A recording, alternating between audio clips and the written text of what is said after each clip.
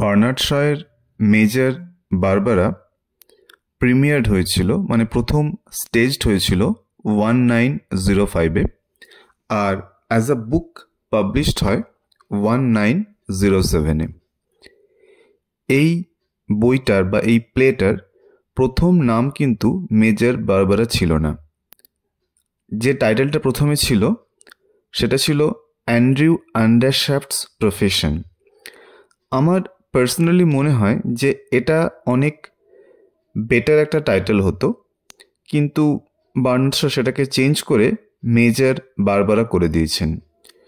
কিন্তু কেউ যদি প্লেটা পড়ে সে বুঝতে পারবে যে অ্যান্ড্রিউ আন্ডারশ্যাফটই এই প্লের মেইন ক্যারেক্টার বা প্রোটাগনিস্ট। এই প্লে মোটামুটিভাবে তিনটে জিনিসকে নিয়ে ডিল করে। এক, পভার্টি বা পভার্টিকে কীভাবে ডিল করা উচিত সেই বিষয়টা। 2 নম্বর, আর্মস ইন্ডাস্ট্রি অ্যান্ড ওয়ার, মানে এই যে এত অস্ত্রশস্ত্র ম্যানুফ্যাকচার করা হচ্ছে এবং যুদ্ধে তাদের একটা ভূমিকা আছে সেই ব্যাপারটা। এবং 3 নম্বরটা হচ্ছে theory of succession in business, মানে আপনার বিজনেস কে পাবে, আপনার সন্তান পাবে নাকি অন্য কেউ পাবে, সেটা নিয়ে আলোচনা করা। এটার একটা বেশ মজার নাম দিয়েছেন বার্নার্ড শ, ফাউন্ডলিং থিওরি। মানে ফাউন্ডলিং মানে একজন শিশু যাকে তার বাবা মা ত্যাগ করেছেন। কেন ফাউন্ডলিং থিওরি সেটা আমরা পরে আসছি। এই প্লেটা কতটা টপিক্যাল ছিল? ভীষণই টপিক্যাল ছিল, কারণ সেই সময় মানে ভিক্টোরিয়ান ইংল্যান্ডের একেবারে শেষ পর্যায়ে ইংল্যান্ড রিচেস্ট কান্ট্রি ছিল ওয়ার্ল্ডে, কিন্তু এই দেশের একটা বিশাল পপুলেশন অ্যাবসলিউট পভার্টিতে দিন কাটাতো। একটা সিরিয়াস ইনইকুয়ালিটি কিন্তু ছিল। অন্যদিকে বার্নার্ড শ যখন মেজর বারবারা লিখছেন তখন কিন্তু রাশিয়া আর জাপানের মধ্যে যুদ্ধ চলছে। ইনফ্যাক্ট একটা জায়গায় আন্ডারশ্যাফট মানে মেইন যে ক্যারেক্টার, তিনি একটা টেলিগ্রাম পড়তে পড়তে বলছেন গুড নিউজ ফ্রম মাঞ্চুরিয়া, মানে ওই যুদ্ধের একটা রেফারেন্স রয়েছে। মেজর বারবারা পড়তে গেলে আরেকটা সংস্থার নাম জানতে হবে, সেটার নাম হচ্ছে salvation army. Salvation army basically একটা ক্রিশ্চিয়ান সোশ্যাল রিলিফ অর্গানাইজেশন, মানে সমাজসেবী সংস্থা। তার রিলিজিয়াস মুরিংটা হচ্ছে ক্রিশ্চিয়ান।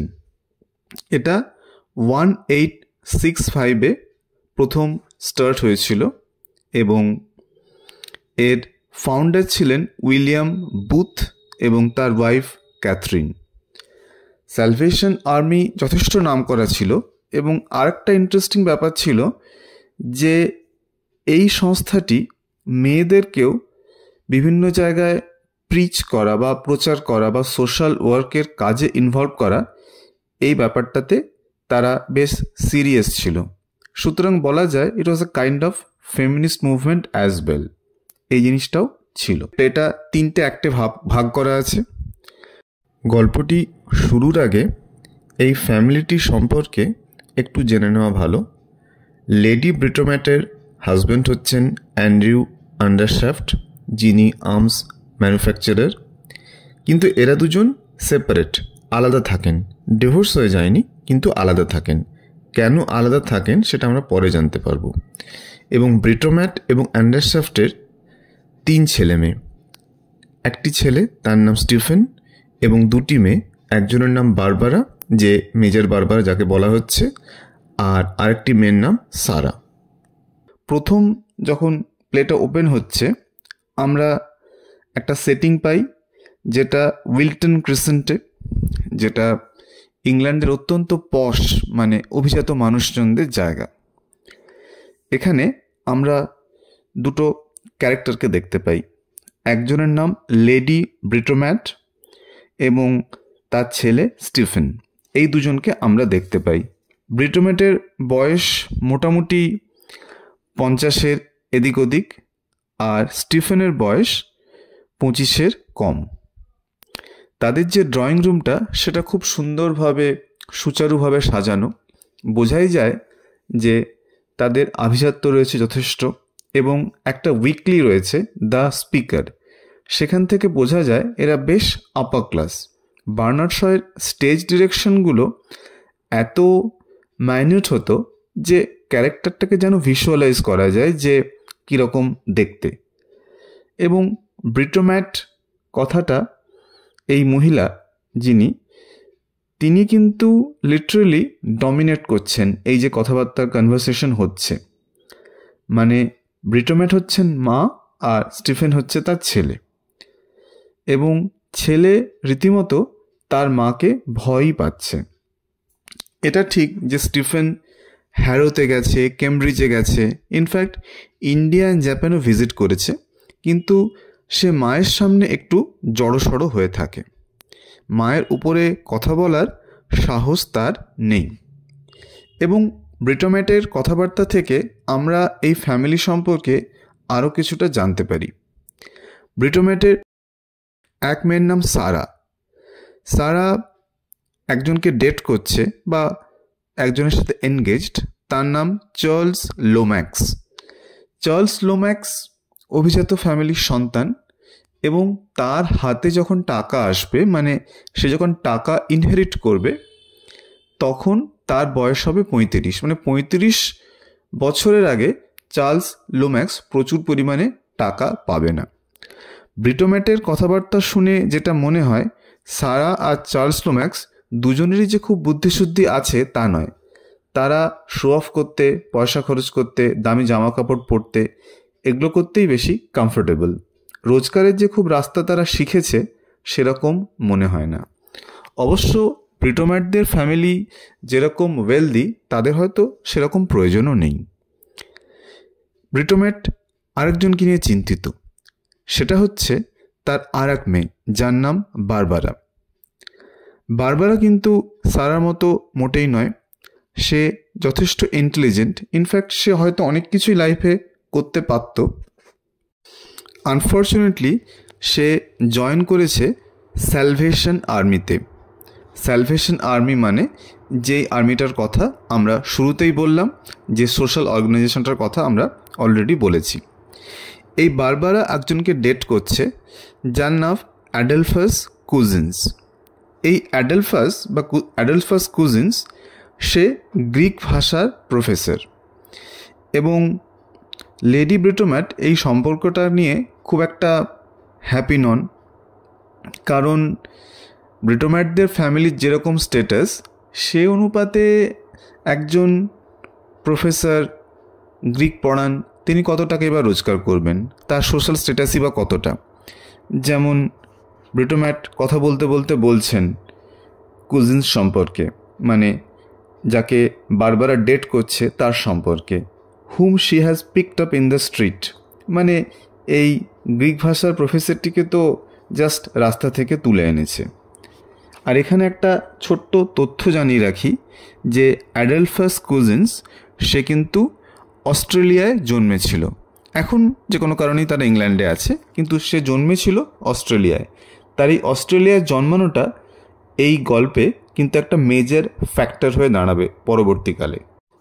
এবং মেয়ে বারবারা সম্পর্কেও লেডি ব্রিটোম্যাটের অ্যাসেসমেন্ট একেবারে ক্লিয়ার।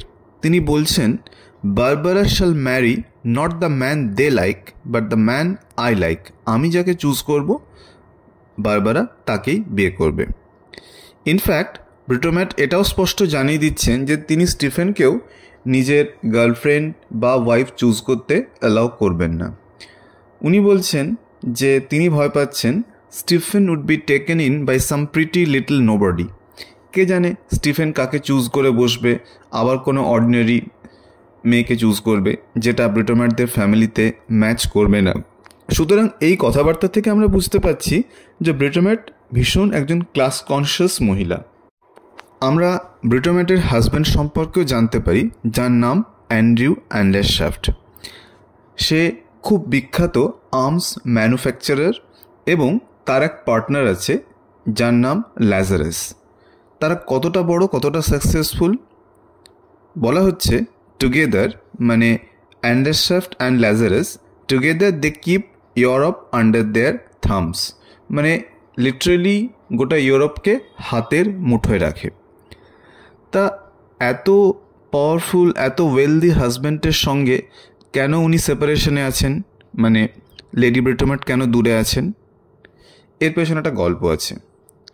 অ্যান্ড্রু অ্যান্ডারশাফট উনি একজন ইলিজিটিমেট চাইল্ড ছিলেন, অবৈধ সন্তান ছিলেন, এবং এই অ্যান্ডারশাফট ফ্যামিলির একটা সিস্টেম যে তিনি এই বিজনেসটা পেয়েছিলেন বিকজ হি ওয়াজ আ ফাউন্ডলিং মানে যাকে তার বাবা মা ত্যাগ করেছে বা তাকে দেখাশোনার কেউ নেই, এটাকেই বলা হচ্ছে ফাউন্ডলিং থিওরি।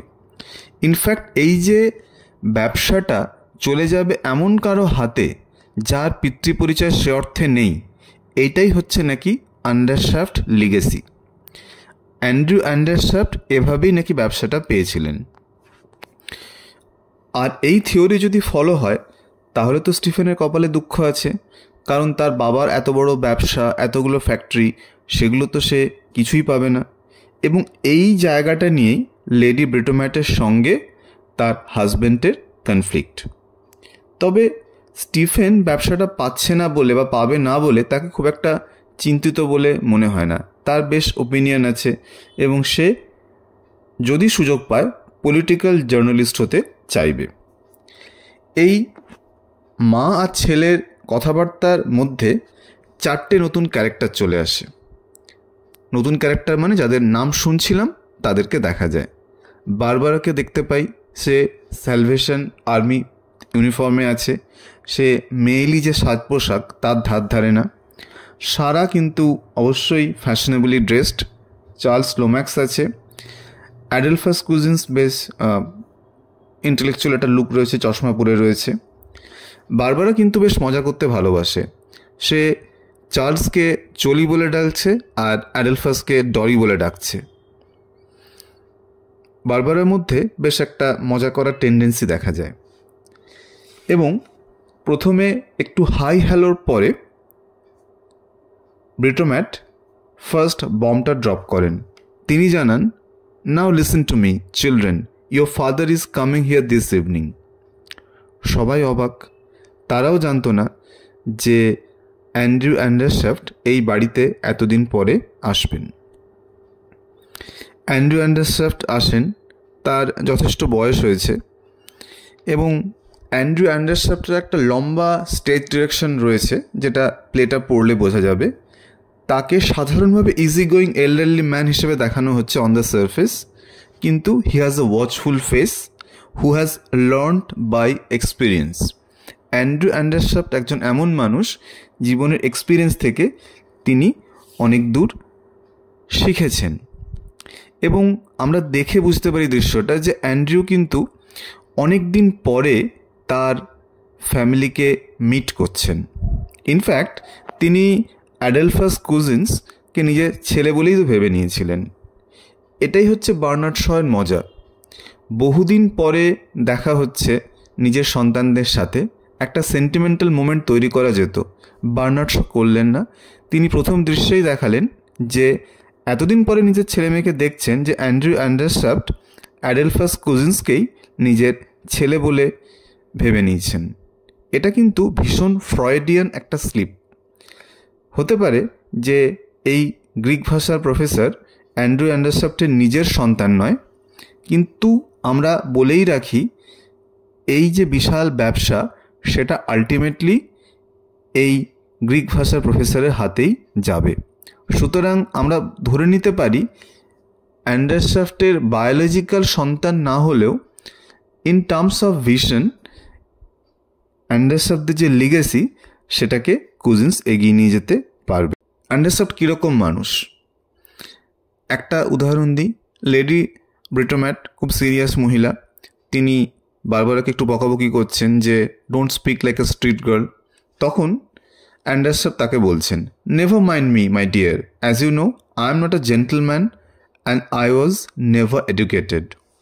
ভেবে দেখুন, ইউরোপের প্রবাবলি সবচেয়ে বড় অস্ত্রের কারখানার যে মালিক তিনি বলছেন, না না চিন্তা করো না, আমি জেন্টলম্যানও নই আর আমি তো কখনো পড়াশোনাই শিখিনি। এবং অ্যান্ডারসেফট আসার সঙ্গে সঙ্গে যে ডায়ালগসগুলো সেগুলো যেন ব্রাইটেন আপ করে। এবং আমরা যেটা দেখি যে এই সবাই যে উপস্থিত রয়েছে এদের মধ্যে একমাত্র অ্যাডেলফাস কুজিন্স এর ক্যাপাসিটি আছে যে সে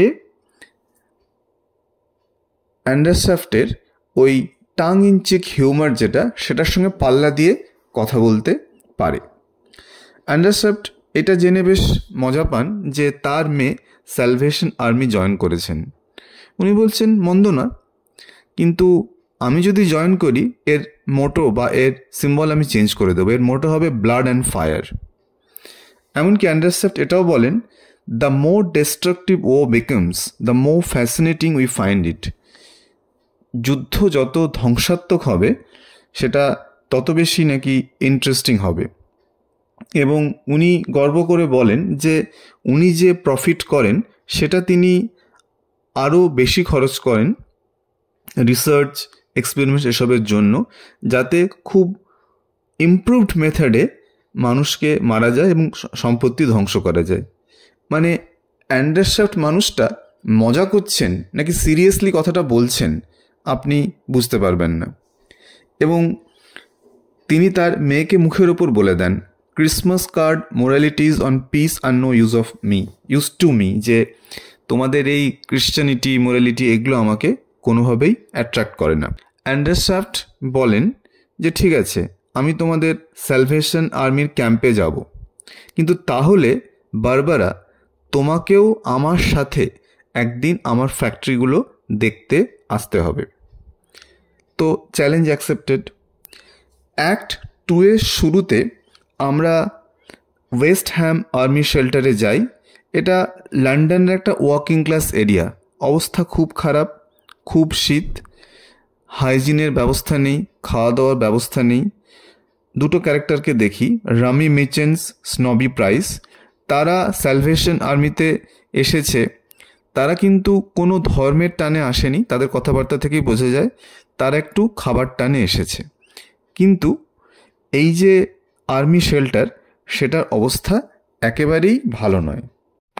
এবং এই যে আর্মি শেল্টারের করুণ অবস্থা, তার ব্যাকড্রপেই বাবা, মেয়ে এবং কুজিন্সের মধ্যে আলোচনা হচ্ছে এবং অ্যান্ডারসেফট সরাসরি বলছেন, my religion, well my dear, I'm a millionaire, that is my religion. তিনি সরাসরি ক্যাপিটালিজমকে সমর্থন করছেন এবং তিনি বলছেন দারিদ্র্যকে গ্লোরিফাই করার কোনো মানে হয় না। এবং তিনি বলছেন যে বারবারার এখানে থেকে কোনো লাভ নেই। আমরা জানতে পারি যে লর্ড স্যাক্সমুন্ডহ্যাম বলে একজন ক্যারেক্টার আছেন, তিনি নাকি 5,000 পাউন্ডস দিয়েছেন এই স্যালভেশন আর্মিকে। তো এই লর্ড স্যাক্সমুন্ডহ্যামকে, এনার নাম হচ্ছে হোরাস বজার। তিনি একজন ডিস্টিলার। সত্যি কথা বলতে গেলে ডিস্টিলার কথাটা ভদ্রভাবে বলা হলো, তিনি হুইস্কি প্রডিউস করেন। সুতরাং আমাদের ভেবে দেখতে হবে যে যে মানুষটা হুইস্কি প্রডিউস করে, যে জিনিসটাকে তো খুব সাপোর্ট করা যায় না, সেই মানুষটাই কিন্তু এই খ্রিস্টান সংস্থাগুলোকে টাকা দিচ্ছে। এবং বারবারা অবাক হয়ে দেখে যে তার বাবা অ্যান্ডারসেফট স্যালভেশন আর্মির যে হেড আছেন তাকে, সেই মহিলাকে 5,000 পাউন্ড ডোনেশন অফার করেন এবং তিনিও সেটা মহানন্দে নিয়ে নেন। সুতরাং এই যে স্যালভেশন ক্যাম্প চলছে, ডোনেশন কারা দিচ্ছে? যারা মদ প্রস্তুত করে সেরকম সংস্থা, যারা অস্ত্র প্রস্তুত করে সেরকম সংস্থা। দুটোকেই আপনি খুব মোরালি সাপোর্ট করতে পারবেন না। কিন্তু এটাও সত্যি যে তারা একটা হিউজ অ্যামাউন্ট কন্ট্রিবিউট করছে। ওদের টাকা ছাড়া এতটাই খারাপ অবস্থা, এই শেল্টারটা হয়তো বন্ধ করে দিতে হতে পারে। এবং বারবারা এটা জেনে সত্যিই খুব ডিসলিউশনড হয়ে যায়, হতাশ হয় যে আমি আদর্শগতভাবে কি ভাবতাম, কিন্তু আলটিমেটলি আমাদের স্যালভেশন আর্মির টাকা আসছে এই রকম জায়গা থেকে, একজন মদ প্রস্তুতকারক, একজন আর্মির বা আর্মসের জিনিসপত্র সাপ্লায়ার। আমরা যখন অ্যাক্ট 3 সিন 1-এ পৌঁছই সেখানে বেশ কিছু ইম্পর্ট্যান্ট কথাবার্তা দেখতে পাই। যেমন স্টিফেনকে গভর্নমেন্ট নিয়ে আন্ডারস্যাফট বলেন, the government of your country, I am the government of your country, I and Lazarus. মানে যেটা বলতে চাইছেন অ্যান্ডারস্যাফট যে তোমরা কি মনে হয় যে তোমরা ভোটিং রাইটস আছে বলেই দেশটাকে তোমরা চালাও? দেশটাকে চালাই আমরা, যারা ক্যাপিটালিস্ট, যাদের হাতে টাকা আছে।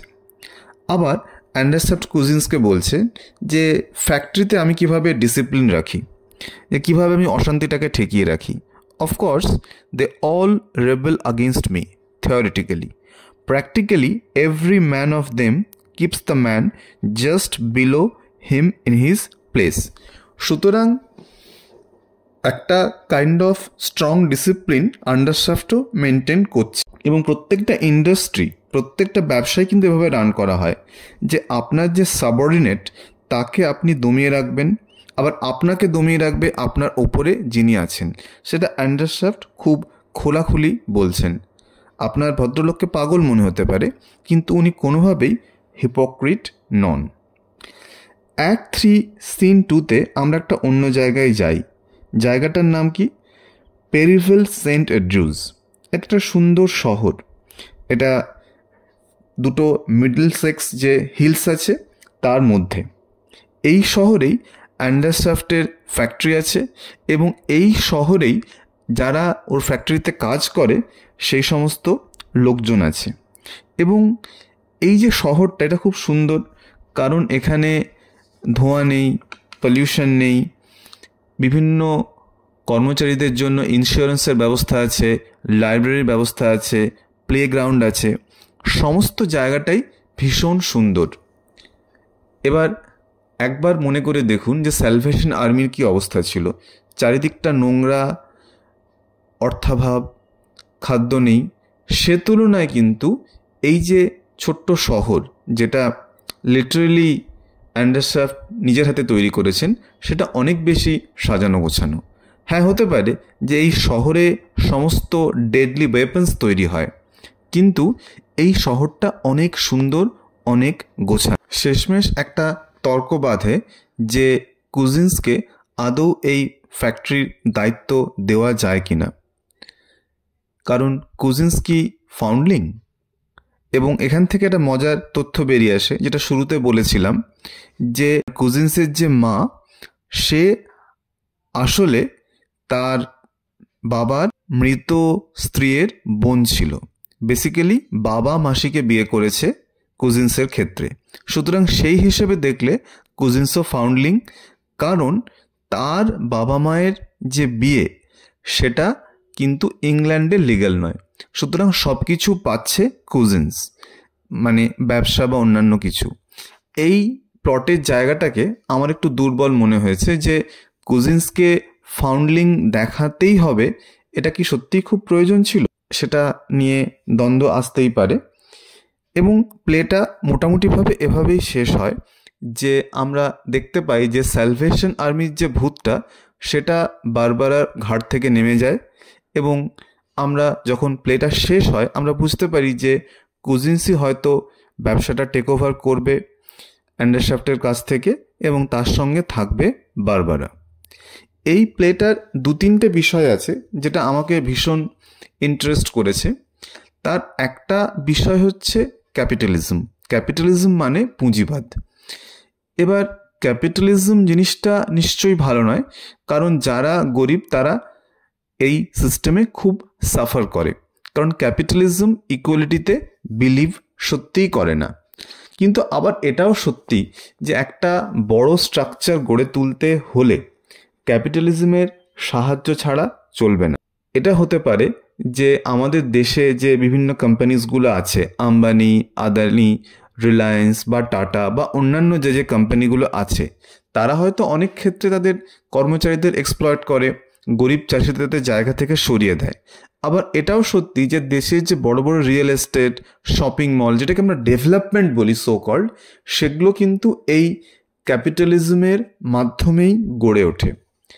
এবার বার্নার্ড শ কি ক্যাপিটালিজমকে সাপোর্ট করছেন?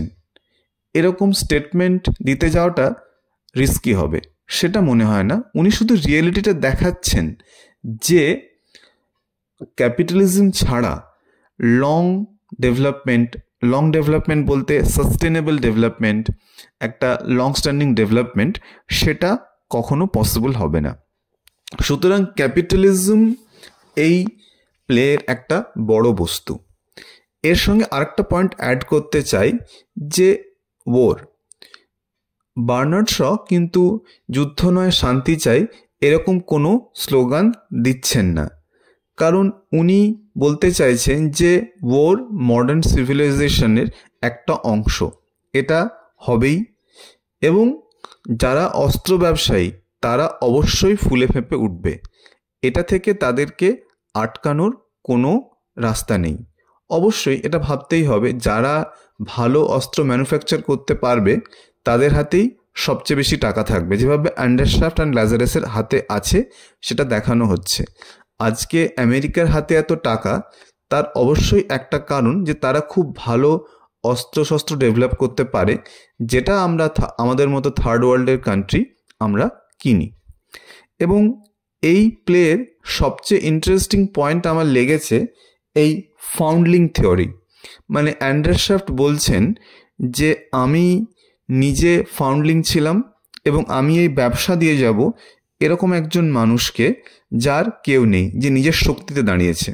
উনি একটা কথা বলছেন, বেশ মজা লাগে, I want a man with no relations and no schooling. That is, a man who would be out of the running altogether if you are not a strong man. মানে যার স্কুলিং ব্যাকগ্রাউন্ড কোনো কিছুর support থাকবে না, এইরকম একজন মানুষই আমি চাই যে আমার ব্যবসাটা টেক ওভার করুক। এবং এখনকার দিনে নেপোটিজমের কথা খুব বলা হয়। নেপোটিজমের কথা বলা মানে ফিল্ম ইন্ডাস্ট্রিতে এই নেপোটিজম রয়েছে, পলিটিক্সে রয়েছে, অস্বীকার করা যাবে না। সেইখানে বার্নার্ড শ কিন্তু একটা অদ্ভুত কথা শোনালেন, অদ্ভুত কনসেপ্ট দিচ্ছেন যে যে মানুষটা ডিজার্ভিং তারই সুযোগগুলো পাওয়া উচিত। এটা রিয়েল লাইফে হয় কি না বলা মুশকিল, কিন্তু বার্নার্ড শ এরকম একটা কনসেপ্ট আমাদের সামনে দিচ্ছেন। সুতরাং সমস্ত কিছু মিলিয়ে মেজর বারবারা বেশ ইন্টারেস্টিং একটি প্লে।